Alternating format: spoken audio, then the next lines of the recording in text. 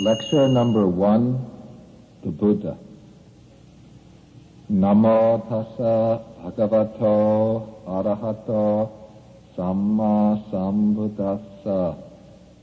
Before we begin the lecture proper, I would like to make a few introductory remarks about this course itself.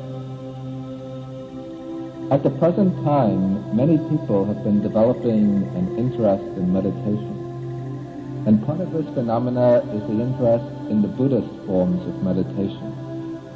But in order for the practice of Buddhist meditation to become an effective means to spiritual development, it has to be based upon a clear understanding of the purpose of meditation.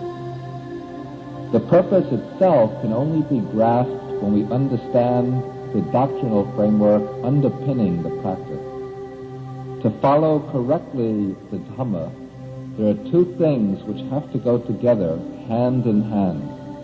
One of these is understanding, the other is practice.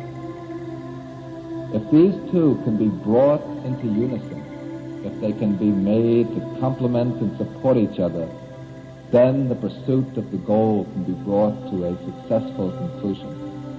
But if we have one without the other, then that can only lead perhaps to a futile end. To have knowledge and understanding without practice, this is like counting the property of others without owning anything ourselves. If we look at our neighbor, we might see that he has such a beautiful house, so many cars, such a nice lawn, so many nice flowers, and so on. But as long as the property belongs to the neighbor and not to ourselves, then it doesn't do any good to ourselves. Or again, just having knowledge without practice might be like compared to reading the menus in a restaurant without eating anything.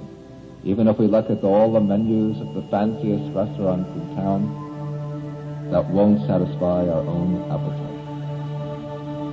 On the other hand, to want to practice without having the understanding needed as a grounding for the practice, this also is insufficient. In order to reach a given destination, we have to know where we're starting from, where we're going, and what is the route we have to travel along to reach our goal. To practice without having that understanding, this is analogous to the case of somebody who wants to travel from Washington, New York to New York, but he doesn't know the streets of Washington, he doesn't know the streets of New York, and he doesn't know the routes leading from one city to the other. Still, he thinks that the most efficient way to reach his destination is simply to get into the car, get onto the roads, and start traveling whichever way the car will take him. In such a case, he might use a lot of gasoline and put a lot of mileage on the car, but he won't meet much success in reaching his goal, in getting to New York.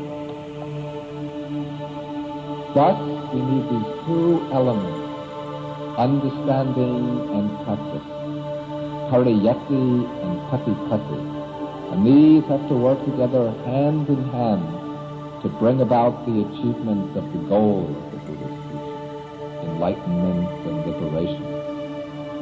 Learning can be considered not only a supplement to practice, but also as a part of practice. For the entire Buddhist discipline aims at the growth of wisdom or understanding. Wisdom is the key to realization. And the Buddha teaches that wisdom develops in 3 stages. The first of these stages is the wisdom born of learning, called Suttamaya Panna. We don't have to become scholars of the scriptures, but before engaging in practice, we have to acquire some basic knowledge of the framework, the doctrinal framework of the teaching by means of learning. And this study of the teaching leads to the wisdom born of learning.